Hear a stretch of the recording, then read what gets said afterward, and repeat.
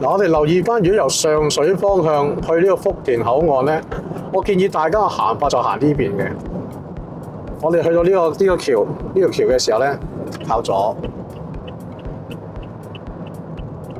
嗱，大家前面嗰個牌見到白石坳及新田，白石坳及新田喺呢個位上咧。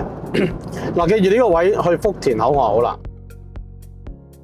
我而家會再大家行落馬洲個方向嘅，呢個位係行喺福田口岸嘅。咁通常9:07，我而家時間係9:07啦。咁呢段時間福田口岸仲係開放緊到10點半㗎嘛。但係我哋到底去到嗰陣時仲可唔可以排隊咧？我哋而家就過去行去望清楚。正常就9:9，嗱呢度轉咗上去先啊。大家睇到白石坳及新田呢個牌啦，一上咗就靠右啦。好多地雷啊！呢度轉右之後，望住前面個牌落馬洲新田米埔，我哋就轉左啦。只要呢度一轉左之後直去到燈口為止，咁就去到福田口岸。嗱，大家留意翻呢個位好緊要啊！呢個位嗱，大家呢個燈口過咗啦，跟住咧一直留意緊我哋嘅左手邊，我哋一直留意左手邊。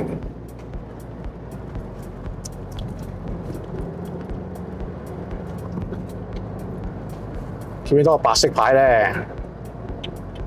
呢個就係的士輪候區所謂嘅的士輪候區。咁有時咧大家影影右邊啊！有時排隊太多啦，見到啦，見到好多紅的喺度啊！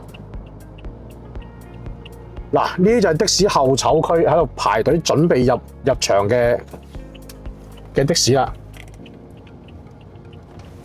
排到呢度啊，好誇張啊！一出翻嚟，留意左手邊啦，呢個位的士候籌區喺咪度？呢邊入邊就係排隊噶啦，攞籌噶啦，入邊好多部的士喺度噶。我哋唔行去睇啦，總之排咗嚟攞籌，攞完籌出翻嚟，跟住去邊度？直行喺呢個燈口轉右，直行入去就係福田口岸啦。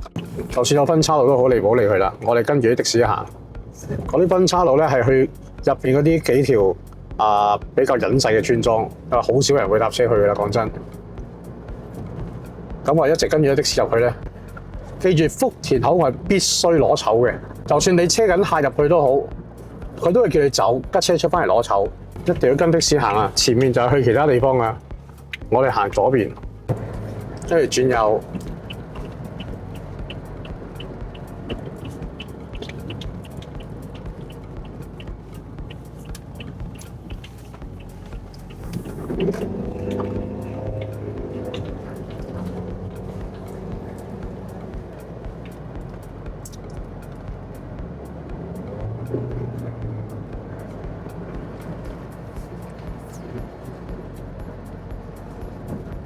咁喺前面轉咗就係福田口岸啦。記住呢個關口係收10點半，有時10點半後仍然會放的士入去，因為大量客人走唔晒，疏到唔晒人份。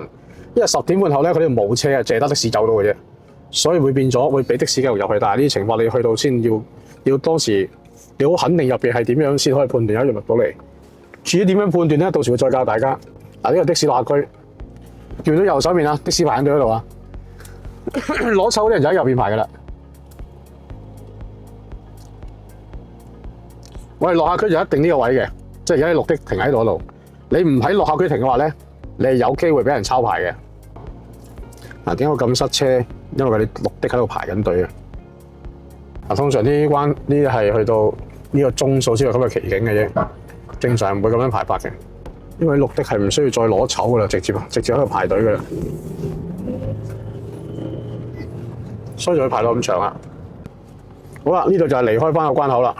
頭先我哋係過嚟嗰陣時係9點半，而家9點10，咁排方面啲車冇晒噶啦，去晒邊度咧就捐售去啦。因為正常呢個鐘數之後咧，佢就會放晒啲車入去嘅。可能入邊太多車原本啦，大家望下，呢紮車放晒入去咧，咁福田口岸就關門噶啦。咁我哋唔使入去睇啦。咁大家睇過。點樣走咧？咁我而家帶行第二條路啦。至於落馬洲即係皇崗口岸啦。頭先教過大家啦，如果去去呢個福田口岸，係我哋靠晒咗行呢個白石坳同埋新田呢個出口啊。但係如果我哋落馬洲即係皇崗口岸啊，大家分清楚，就唔係喺呢度啦，行中間線。記住皇崗口岸係必須11點後先可以入去嘅，11點後啊！如果唔係會抄牌，係會有警方即刻同你抄牌㗎啦，好快手嘅，你唔知匿埋喺邊㗎啦。記住 keep 住呢條線，會見到啦。深圳貨車嗰邊就唔好理佢啦，我繼續行中線啊。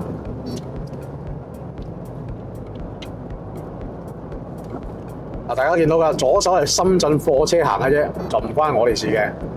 我哋繼續 keep 住呢條中線。我哋要去落馬洲嘅話咧，就係呢度啦，睇住呢度啦。道路封閉呢個位，呢度轉咗入去。我而家未落得嘅，呢度轉咗入去。係啦，呢個就落馬洲啦，靠左。